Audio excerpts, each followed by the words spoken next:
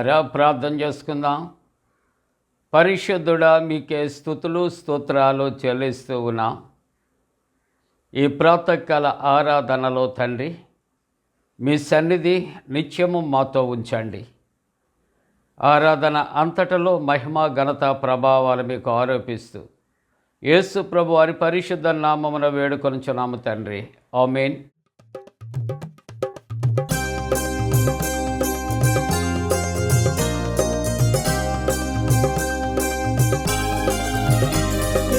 రాజుగా వచ్చుచున్నాడు, భూలోకమంతా తెలుసుకుంటారు.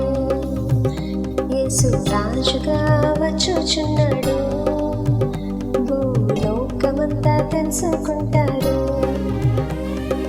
రవి కోటి తేజుడు, రమ్యమైన దేవుడు, రవి కోటి తేజుడు, రమ్యమైన దేవుడు, రారాజుగా వచ్చుచున్నాడు, రారాజుగా వచ్చుచున్నాడు.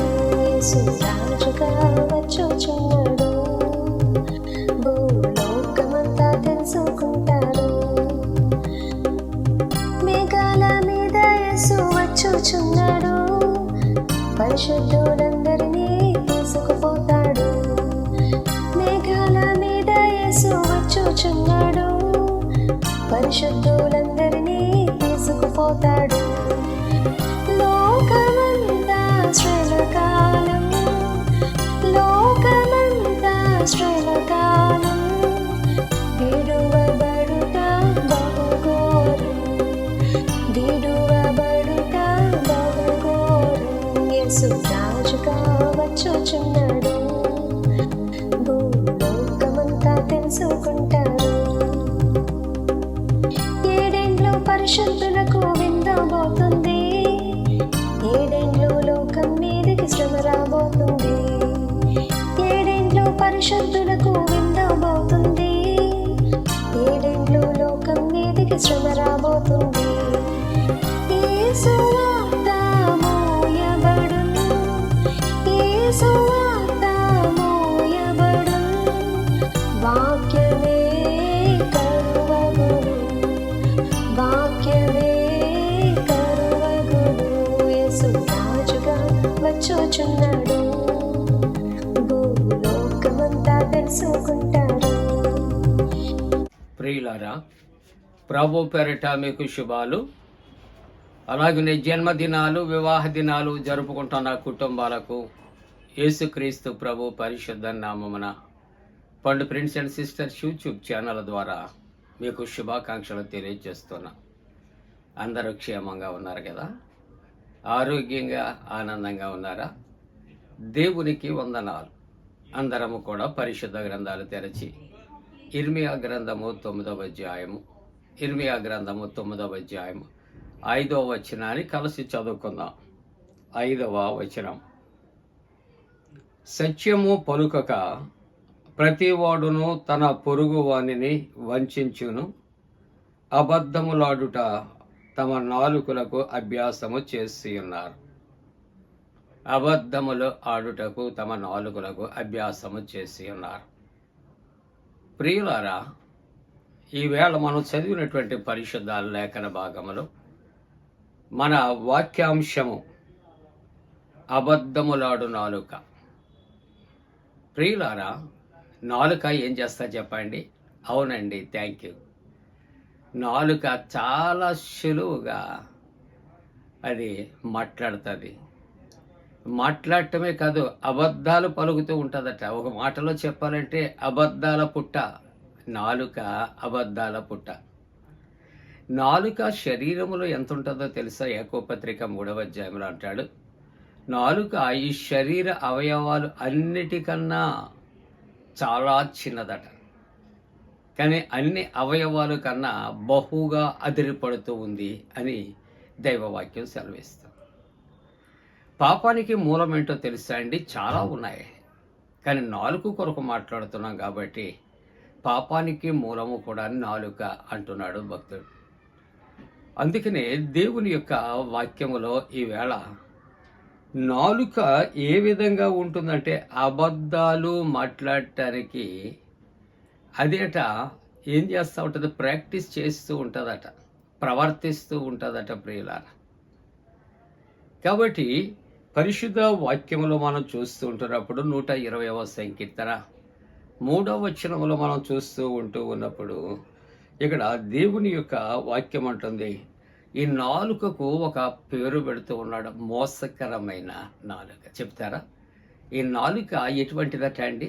మోసకరమైనది, మానవుని మోసం చేస్తుంది. ఒకడు మాట్లాడి నాకే ఆ మాట ఏదో ఒక్కొక్కసారి మాట్లాడే వరకు తెలియకుండా నేను అనుకున్న మాట కాక నాలుక మడత వేసి మరొక మాట మాట్లాడిస్తుంటుంది. అందుకనే నాలుక మోసకరమైనది అని మొదటి మాట జ్ఞాపకం చేస్తూ ఉంటున్నది ప్రియులారా.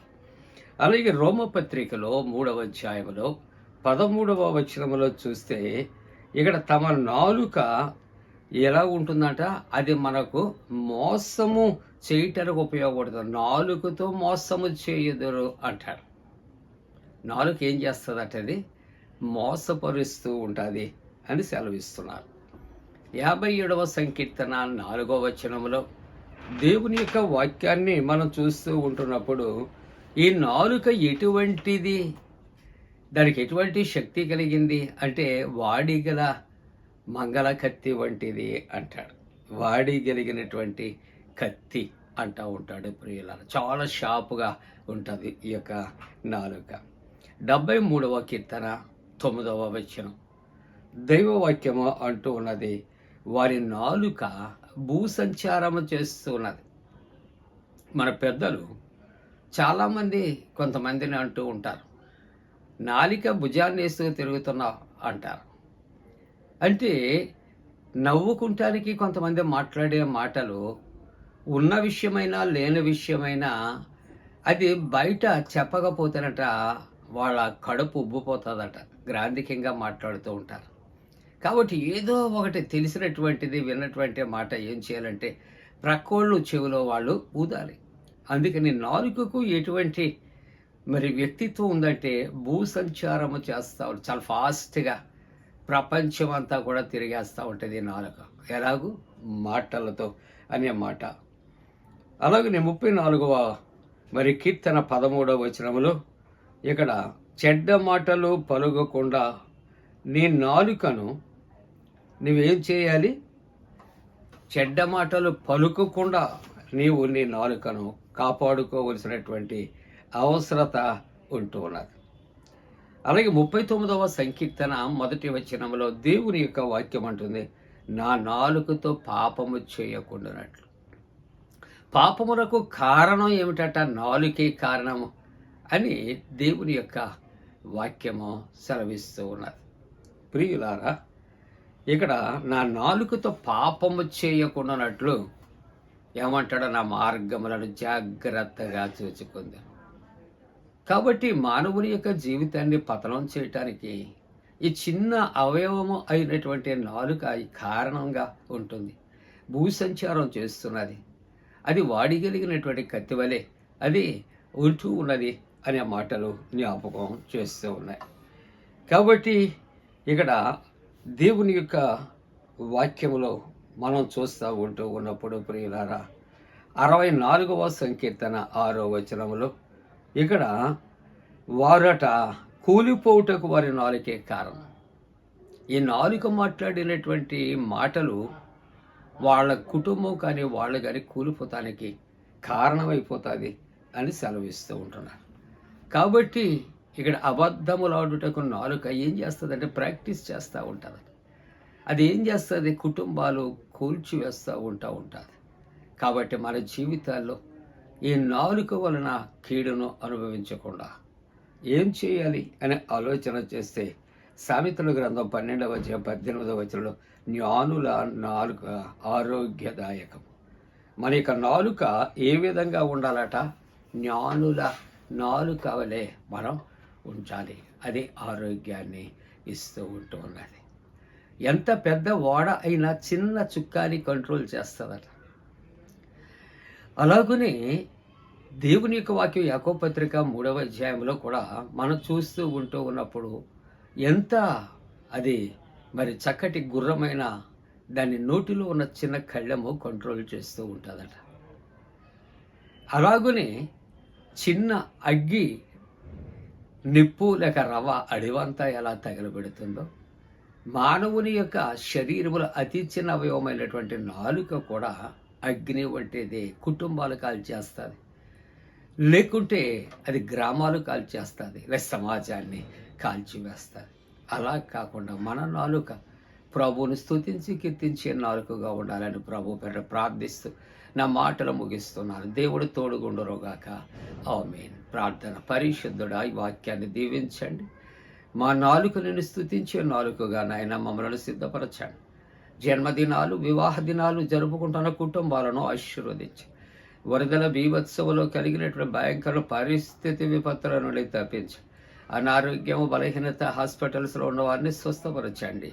యవనస్తుల కొరకు ప్రార్థిస్తూ, ఉద్యోగ ప్రయత్నాల కొరకు ప్రార్థిస్తూ ఉంటాను, ఇంటర్వ్యూస్ కొరకు ప్రార్థిస్తాను, వివాహ ప్రయత్నాల్లో ఉన్న బిడ్డల కొరకు ప్రార్థన చేస్తూ దినాశీర్వాదాలతో నింపమని యేసు ప్రభు దివ్య నామమున వేడుకొనుచున్నాము తండ్రి. ఆమేన్. పరలోకమందున మా తండ్రి, నీ నామం పరిశుద్ధపరచబడనుగాక, నీ రాజ్యం వచ్చునుగాక, నీ చిత్తం పరలోకమందున వేర్చినట్టు భూమి అందు నెరవేరునుగాక. మా ఇందిన ఆహారం నేడు మా దయచే, మా ఎడల అపరాధం చేసిన వారిని క్షమించిన ప్రకారముల ప్రథమ క్షమించము, శోధంలోనే తెక్క కీడు నుండి తప్పించము. రాజ్యము, శక్తి, మహిమ నిరంతరము నీవే ఉన్నవి. ఆమేన్. మన పరమ తండ్రి అయిన దేవుని యొక్క ప్రేమయు, ప్రభువైన యేసుక్రీస్తు ప్రభు కృపయు, పరిశుద్ధాత్మక అన్యోన్య సహవాసము, ప్రాతకాల ఆరాధనలో ప్రభువుని ఆరాధిస్తున్న ప్రతి కుటుంబానికి తోడుగుండి సంరక్షించి కాపాడునుగాక. ఆమేన్.